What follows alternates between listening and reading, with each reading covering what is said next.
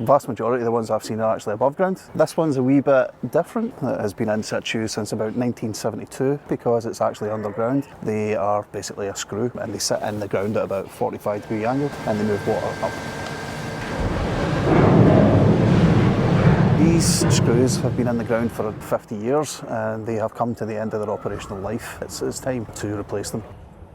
They have fins on them. They're cylindrical and they turn.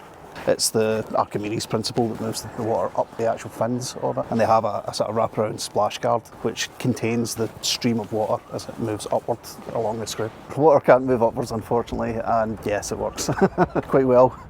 All the wastewater and the stormwater from this surrounding area goes into a main sewer. It gets transferred into a large chamber. It's screened for drags, etc., and then it comes into the actual pumping station. It's then moved up the screw into the higher Western Interceptor and it is pumped directly to Seafield Wastewater Treatment Works. When they extract the screws, they are taken out and they are measured up using laser measurements to make sure that they're an exact fit for the existing chamber, and they're fabricated on that basis. Then they're painted and then they're brought back onto site, and it's basically the reverse of what you'll see here today with the new screws being inserted. And then there's a lot of mechanical work to connect up gearboxes, motors, linkages. It's very high precision engineering to make sure everything aligns. With proper maintenance, I think they'll last at least 100 years.